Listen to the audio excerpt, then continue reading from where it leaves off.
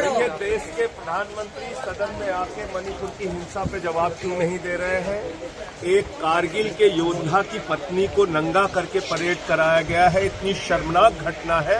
भारत की सेना, भारत के 140 करोड़ लोग, उनका सर शर्म से झुक गया है, लेकिन प्रधानमंत्री इतने बेशर्म हैं कि वो सदन में आके जवाब देने के लिए तैयार नहीं है।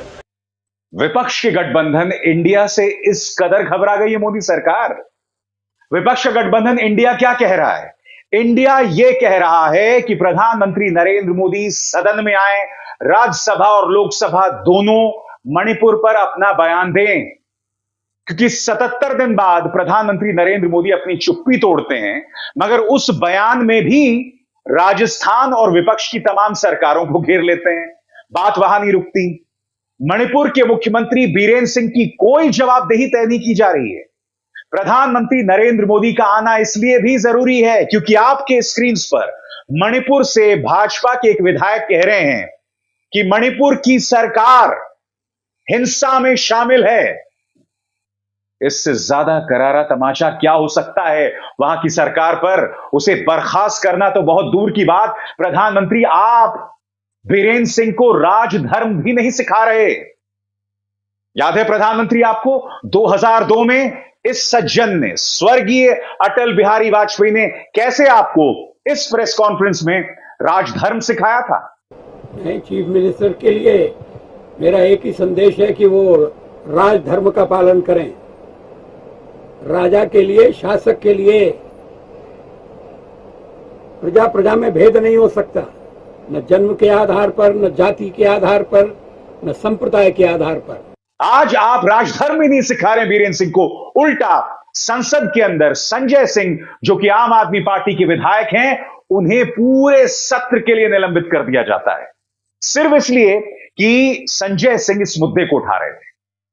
दोस्तों, मैं चाहूंगा आप इस पूरे मुद्दे को देखें, इस पूरी कार्रवाई को देखें, क्योंकि जो वीडियो मैं आपको दिखाने वाला हूं उससे कहीं ना कहीं राज्यसभा के सभापति, उपराष्ट्रपति जगदीप धनखड़ के आचरण पर भी सवाल खड़े हो रहे हैं।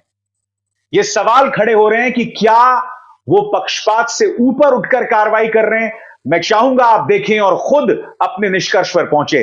देखिए पूरा नजारा।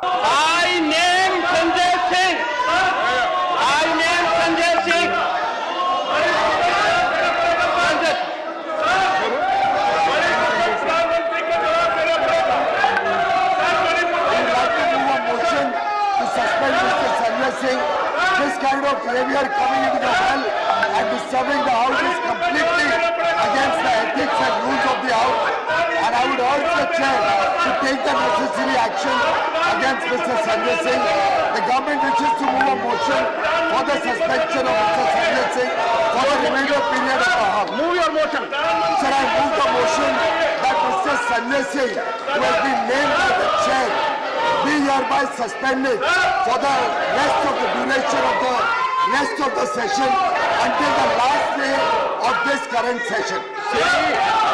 The motion is Shri Sanjay Singh be suspended for the entire duration of this session for having repeatedly violated directive of the chair.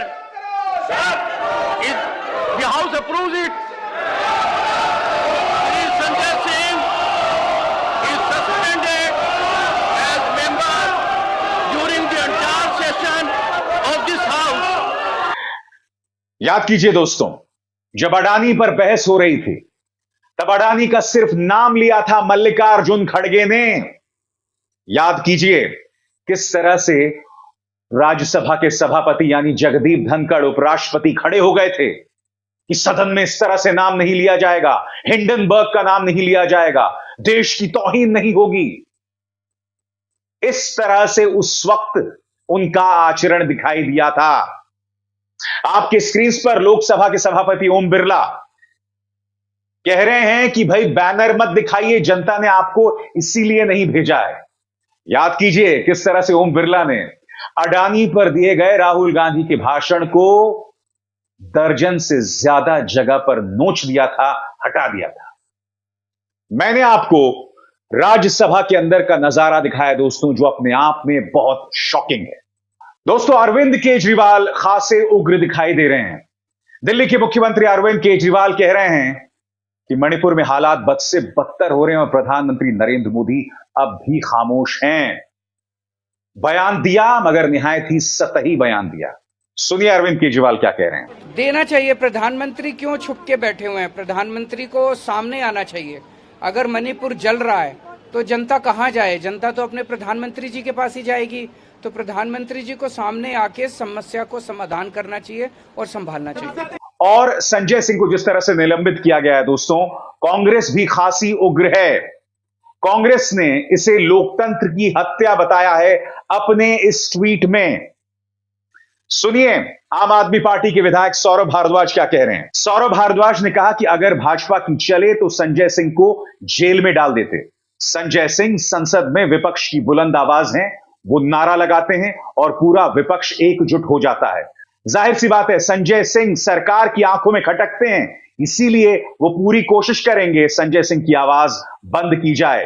लेकिन इन हथखंडों, सीबीआई, ईडी के दुरुपयोग जो भी कर लें, भाजपा सरकार की वापसी मुश्किल है। सच की आवाज उठाते हुए अगर संजय सिंह सस्पेंड भी होंगे तो कोई दुख नहीं है। याद कीजिए दोस्तों, इसी तरह से राहुल गांधी की सांसदी चली गई थी। उन्हें अदालत ने सबसे ज्यादा 2 साल की सजा सुना दी थी और उस वक्त लोकसभा ने थोड़ा सा भी वक्त नहीं लगाया, तुरंत उनकी सांसदी चली गई। बात यहां नहीं रुकी, तुरंत उन्हें घर से निकाल दिया गया। इस तरह से विपक्ष पर हमलावर होती है यह सरकार, इस तरह से उग्र होती है। मैं दोस्तों आपको एक बयान सुनाना चाहता हूं आपकी स्क्रीन पर। यह है मणिपुर के बीजेपी एमएलए पाउली नलाल हाउकिप। अगर इसका उच्चारण मुझसे गलत हो गया है तो मैं आपसे क्षमा चाहूंगा, मगर उन्होंने जो बात कही है उसके बाद बहुत जरूरी हो जाता है कि मुख्यमंत्री बीरेंद्र सिंह को न सिर्फ बर्खास्त किया जाए बल्कि प्रधानमंत्री सामने आए। मैं आपको बतलाता हूं कि उन्होंने कहा क्या है आपकी स्क्रीन पर। मणिपुर हिंसा में राज्य सरकार शामिल, सरकार की मिली भगत की वजह से हिंसा नहीं रुक रही। मणिपुर से बीजेपी एमएलए का यह बड़ा बयान। अब आप बताइए दोस्तों, इस बयान के बाद क्या सरकार को सामने नहीं आना चाहिए? क्या प्रधानमंत्री को इस पर विस्तृत बयान नहीं देना चाहिए? प्रधानमंत्री बयान देने से डरते क्यों हैं? प्रधानमंत्री नरेंद्र मोदी को इस तरह से बचाकर क्यों रखा जाता है? मैं नहीं